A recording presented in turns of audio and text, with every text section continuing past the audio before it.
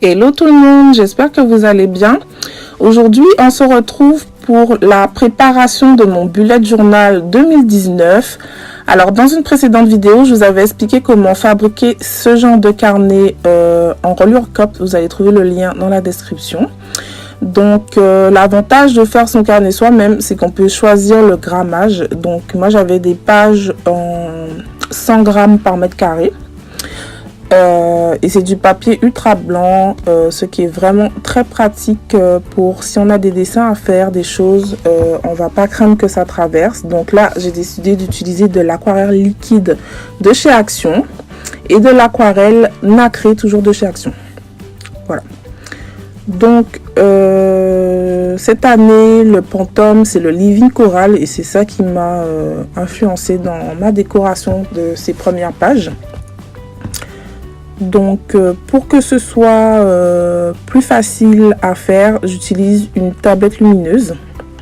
Parce que moi, j'aime pas le papier ligné, ni le papier pointillé, ni le papier quadrillé dans mes carnets. J'aime travailler sur des pages complètement vierges. Donc, comme j'ai quand même besoin d'un repère pour écrire droit, pour savoir où est mon milieu, pour faire mes tableaux, j'utilise une feuille quadrillée sur une tablette lumineuse. Et comme ça, j'ai quand même du papier quadrillé, etc. pour pouvoir faire mon bullet journal. Voilà. Donc c'est ce que j'utilise. Donc là, j'ai l'intention de faire une couronne pour la première page de présentation. Donc je vais faire un rond, toujours sur cette feuille quadrillée, comme repère pour cette couronne. Donc je trace ça au compas. J'essaie de bien me centrer par rapport à la feuille, etc.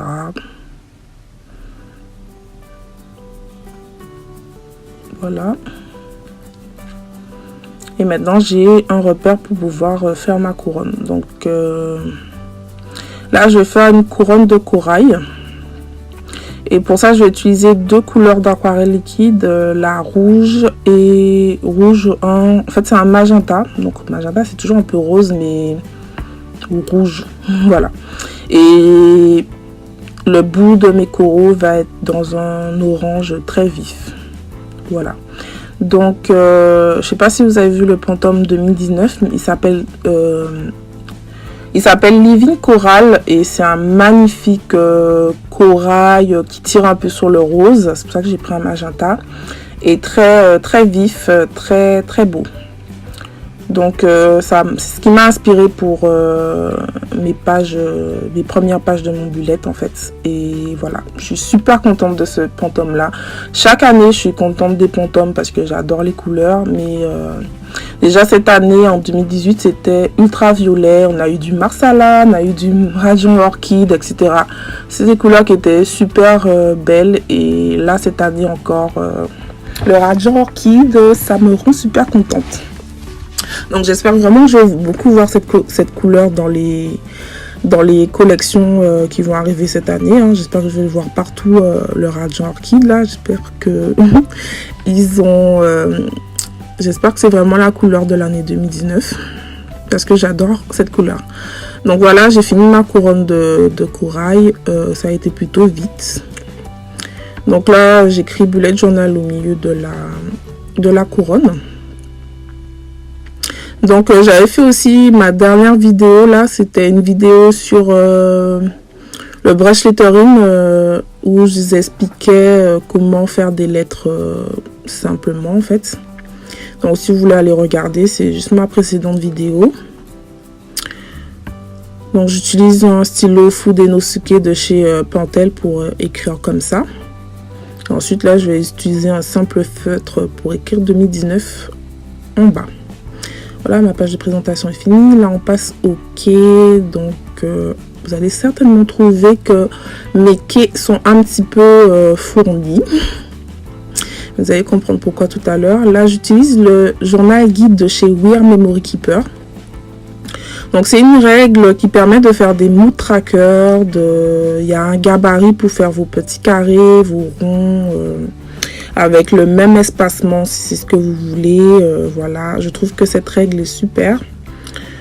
Elle permet aussi de faire des bannières, des tableaux, voilà, avec des designs un peu en biais, je sais pas comment vous expliquer. Vraiment, j'adore cette règle. Elle est vraiment très utile pour celles qui ont un bullet journal. Voilà. Donc voilà, je fais mon... Alors cette première colonne de clés, c'est celle que je vais le plus souvent utiliser. Et la deuxième colonne, c'est celle que j'utilise le moins en fait. Ça, c'est des signes que j'utilise pas souvent. Des symboles que j'utilise pas du tout souvent, mais je les mets quand même parce que ça peut se retrouver dans mon bullet. Donc voilà, je mets quand même tous les signes.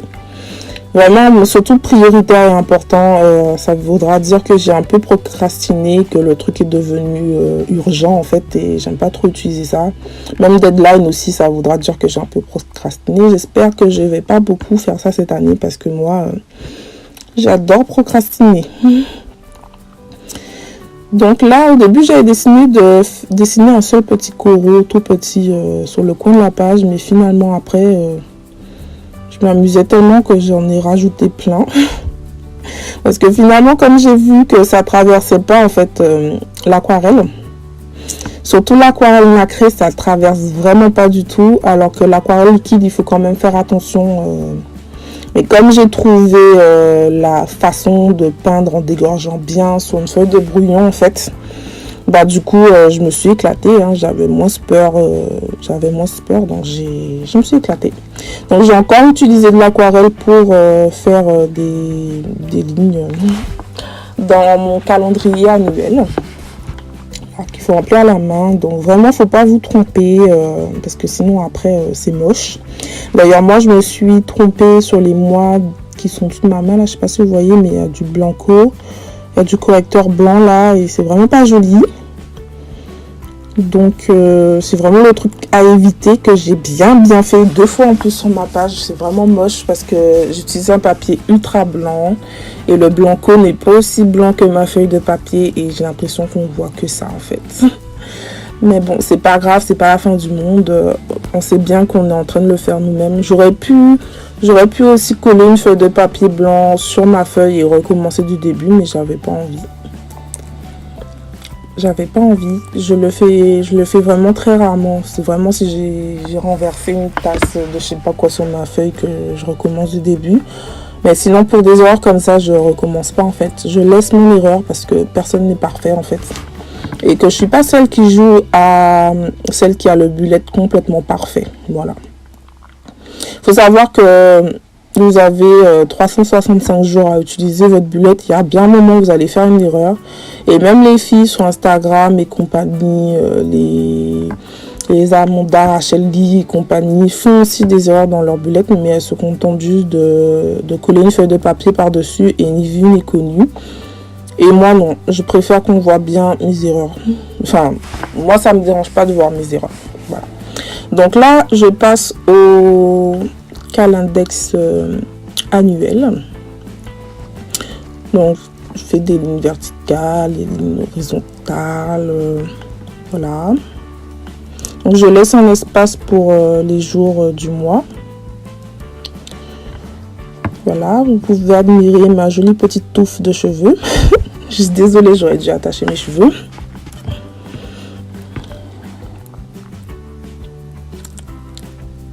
Donc voilà, je numérote les jours. Je trouve que plus ça va et plus je les fais rapidement, ces calendriers, cette espèce de planning, on va dire. Je trouve que je le fais de plus en plus vite. Avant, ça me prenait vraiment du temps et maintenant, je trouve que je fais ça très rapidement. Donc, là, je sépare aussi les semaines. Comme ça, en séparant les semaines, on n'a pratiquement pas besoin d'écrire, par exemple, LMMM, JVSS, SD pour les jours de la semaine, en fait. Parce qu'avant, je vais écrire la première lettre des jours de la semaine dans le calendrier. Maintenant, je ne le fais plus. Je me contente juste de séparer les semaines. Et comme ça, je sais à peu près où se trouve le lundi, où se trouve le mardi, etc. En fait, pas besoin de rajouter ça dans le calendex, en fait. Voilà, donc là j'ai presque fini, hein, je fais toutes mes semaines. Là c'est bizarre que je ne me sois pas trompée dans ce calendrier là. C'est plutôt dans celui-là en général que je crains de me tromper, mais là je sais pas, je me suis pas du tout trompée. Ah, c'est bien quand même. Donc là je vais juste écrire les mois. Bon, vous n'êtes pas obligé d'écrire les mois en entier comme moi. Là j'ai écrit les 3 premières lettres du mois, mais même ça vous n'êtes pas obligé de le faire. Je pense que ça aurait été mieux d'écrire juste le chiffre du mois en haut. Je pense que ça aurait été mieux, je pense. Que de vouloir. Parce qu'après, ça fait un peu chargé, je trouve, de vouloir tout prix écrire des mots et tout. Donc, comme je vous ai dit tout à l'heure, avant, j'aurais pris 3 mois pour une page, ce qui m'aurait fait 2 doubles pages pour faire l'année en entier. Mais maintenant, j'utilise seulement une double page pour le Calendex. Et je remplis plutôt, au lieu de m'étaler, je remplis plutôt avec des symboles et des puces de couleurs. Voilà. Donc cette page-là, c'est mon tracker d'économie en fait. Donc cette année, j'avais un bullet journal de chez Action où il y avait une jarre comme tracker d'économie. Et je m'en suis plutôt beaucoup servi. Ça avait bien marché sur moi. Et pour le coup, là, je suis pas originale du tout. D'ailleurs, c'est un truc que j'ai vu beaucoup sur Pinterest, dans les bullet journal comme ça, là, sur Instagram. Donc là, il n'y a vraiment pas d'originalité. Mais ça m'avait bien plu, donc j'ai pas eu envie de changer. Donc je me suis limitée à 1000 € parce que cette année, j'avais même dépassé mon tracker. Je l'avais fait trop petit. Et au final, après, j'avais économisé plus. Mais c'est pas parce que j'ai réussi à faire plus cette année que je vais me mettre trop la pression cette année à vouloir dépasser l'année d'avant. Ça sert à rien. Je préfère me limiter à ça en fait. Surtout que cette année, j'ai juste voulu le faire pour me dire que je suis capable de le faire, mais au final, j'ai rien fait de spécial avec les sous. Donc voilà pourquoi j'ai décidé de ne pas me mettre trop la pression à vouloir dépasser l'année précédente. Donc là, ça va être ma page avec les objectifs, résolutions, goals, appelez ça comme vous voulez. Chaque année, je fais des goals comme ça où j'ai plutôt bien réussi à les faire en fait. Et du coup, cette année, je sais pas quoi mettre comme objectif en fait. Vraiment, là, je sais pas qu'est-ce que je vais me faire comme objectif. Donc voilà, ma première signature dans ce carnet-là me sert vraiment comme signature de présentation, on va dire, avec les trackers annuels, les calendex annuels, etc. Donc du coup, j'avais vraiment déjà calculé exactement ce que j'allais mettre dans cette première signature, ce qui fait que j'avais calculé le nombre exact de pages que j'avais besoin. Donc voilà, la première signature est complètement remplie. Je vous remontre ce que j'ai fait pour mes premières pages dans ce bullet 2019. Donc voilà la page de présentation. Une couronne de coraux. Là, les quais avec 2 bordures de coraux en haut et en bas. Le calendrier annuel. Je vous avais pas montré la page d'index parce que c'est facile, hein, c'est juste index avec le journal guide que je vous ai dit qui font les bannières comme ça, voilà. Le calendex annuel, voilà. Le tracker d'économie et la page à côté en fait c'est la liste de livres que je voudrais bien lire cette année. Là aussi je vais pas mettre la pression à faire une liste longue comme un bras, c'est pour ça que j'ai laissé qu'une page. Et là, mes objectifs de l'année 2019, que je me creuse toujours la tête à savoir qu'est-ce que je vais écrire là. Et un petit sentiment sur la dernière page de cette signature, Make Today Amazing, c'est vraiment mon leitmotiv de 2019. Essayer de me construire des souvenirs avec ma famille en fait. Je pense que ça devrait être l'un de mes premiers objectifs, faire une jolie année. Faire des fêtes familiales, faire des sorties avec les enfants, voilà. Donc, vous voyez, chaque signature, en fait, va servir pour un mois. En fait, la première signature, c'était, on va dire, la signature de présentation. Et ensuite, chaque signature, là, ça va être le mois de janvier, après février, etc. Voilà. Donc voilà, la vidéo elle est terminée. J'espère qu'elle vous a plu. J'espère que vous avez passé des bonnes fêtes. J'espère que vous êtes très enthousiaste pour cette année 2019. Tout comme moi. Déjà cette année il n'y a pas eu Game of Thrones. Il y aura Game of Thrones en 2019. Je rigole. Bon, j'espère que la vidéo vous a plu. Si ça vous a plu, n'oubliez pas de vous abonner, d'activer les notifications en appuyant sur la cloche. Et au revoir.